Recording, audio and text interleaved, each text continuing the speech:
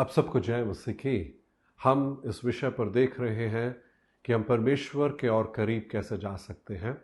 और मैंने आपसे पिछली दफ़ा बताया था कि हम हर रोज़ 15 मिनट के साथ जो परमेश्वर के लिए ही है दिन की शुरुआत करें।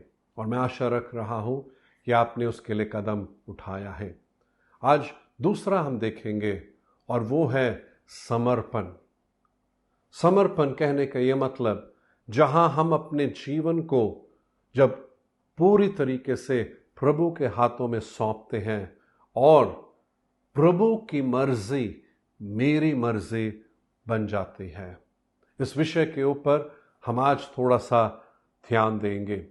किसी ने कहा समर्पण आराधना का सबसे पहला कार्य है और दिन की शुरुआत करने के लिए सबसे बढ़िया तरीका है।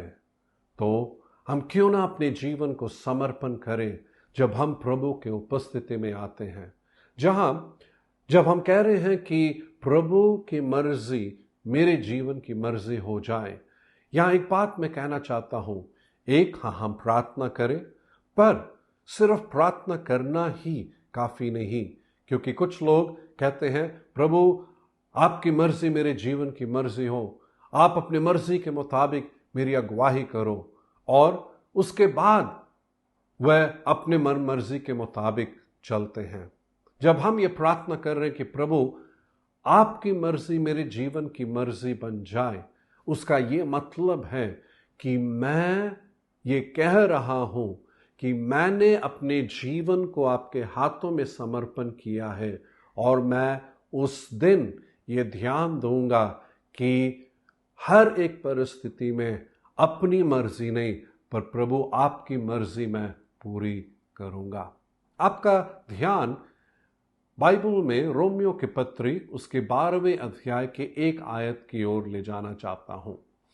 यहां पर यदि हम देखें तो बल्कि पौलुस यहां पर यह कहता है कि अगर हम उस वचन को थोड़ा सा देखें तो बहुत ही अच्छा रहेगा। हम उस बात को अच्छे से बल्कि समझ पाएंगे कि असल में वो वचन कह क्या रहा है। और मैं आपको वो वचन एक मिनट पढ़ के सुनाना चाहता हूं। और वो कहता है, इसीलिए है भाइयों, मैं तुमसे परमेश्वर की दया स्मरण दिलाकर विनती करता हूं कि अपने शरीर को जीवित और पवित्र और परमेश्वर को भावता हुआ बलिदान करके चढ़ाओ, यही तुम्हारी आत्मिक सेवा है करके यहां बल्कि पौलुस कह रहा है।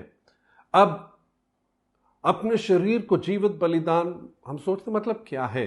एक और अनुवाद है अंग्रेजी में, द मैसेज बाइबल करके, बहुत ही बढ़िया तरीके से उन्होंने इसका अनुवाद किया, जिसका मैं हिंदी में अगर उसको बताऊं तो वो ये कह रहा है मतलब अपने शरीर को जीवित बलिदान मतलब क्या है। कहता है अपने दैनिक सामान्य जीवन, मतलब अपना सोना, खाना, काम पर जाना और घूमना फिरना जीवन ले और इसे एक भेंट के रूप में परमेश्वर के सामने रखे। वाह! मतलब कहने का ये मतलब, जब मैंने ये सुबह प्रार्थना की प्रभु आपकी मर्जी मेरे जीवन में पूरी हो, तो मैं ये कह रहा हूं प्रभु मेरा सोना, मेरा खाना, काम पर जाना या पढ़ाई के लिए जाना या मेरा घूमना फिरना, उन सब बातों में प्रभु आपकी मर्जी पूरी होनी चाहिए। जहां पर मैं हर रोज ये फैसला करता हूं कि मैं अपनी ही मर्जी नहीं पर प्रभु के मर्जी को मैं पूरा करूंगा। बाइबल में एक जगह भजन संहिता उसके 37:4 में इस प्रकार उल्लेखक लिखता है, कहता है यहोवा को अपने सुख का मूल जान और वह तेरे मनोरथों को पूरा करेगा। ये वचन शायद हमने कई बार पढ़ा होगा, वो मेरे मनोकामनाओं को पूरा करेगा करके। मतलब हम हम सभी चाहते हैं।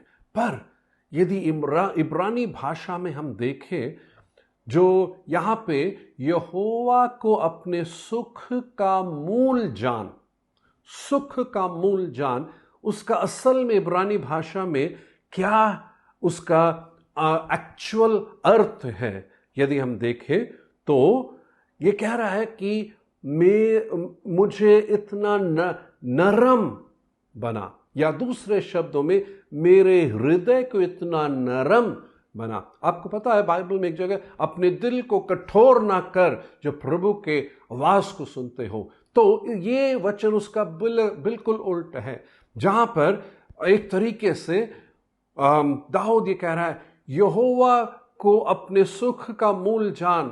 कहने का मतलब, मैं ये कह रहा हूं कि यहोवा के सामने मेरा हृदय नरम है, मेरा हृदय ऐसा है कि जो प्रभु कहता है उसको मैं करने के लिए तैयार हूं। और जब मैं उसको करने के लिए तैयार हूं, परमेश्वर मेरे मनोकामनाओं को पूरा जरूर करेगा। हालेलुया। और हम जब प्रभु के उपस्थिति में आते हैं, उसी तरीके से अपने आप को प्रभु के हाथों में हम समर्पण करें। एक और यदि आपका वचन मैं आपका ध्यान लेके जाना चाहता हूं, और वो मत्ती रचित सुसमाचार 16वें अध्याय का 24 और 25 है। यहां प्रभु यीशु क्या कहते हैं, तब यीशु ने अपने चेलों को कहा, यदि कोई मेरे पीछे आना चाहे तो अपने आप को इनकार करे और अपना क्रूस उठाए और मेरे पीछे हो ले। क्योंकि जो कोई अपना प्राण बचाना चाहे वह उसे खोएगा, और जो कोई मेरे लिए अपना प्राण खोएगा वह उसे पाएगा। हालेलुया। और आज मैं प्रोत्साहित करना चाहता हूं कि हम जो प्रभु के उपस्थिति में हर रोज आते हैं, हम ये कहें, प्रभु मेरी मर्जी नहीं तेरी मर्जी पूरी हो। पौलुस एक जगह कहता है कि मैं हर रोज मरता हूं। और एक चीज जो मैंने अपने जीवन में एक आदत सी बनाई, जो हर रोज दिन की शुरुआत होती है, मैं कहता हूं, प्रभु मैं अपने आप को मार देता हूं। कहने के ये मतलब अपने पाप के स्वभाव को मार देता हूं।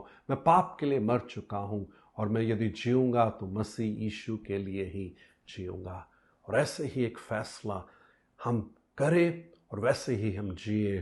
प्रभु के और भी करीब आने के लिए बात हमारी मदद करेंगे। प्रार्थना करेंगे। परमेश्वर, मेरी ये प्रार्थना विनती अपने आप को भी समर्पण करते हुए हर एक के लिए है कि जब हम आपके उपस्थिति में आते हैं, अपने आप को पूरी तरीके से आपके हाथों में समर्पण करें।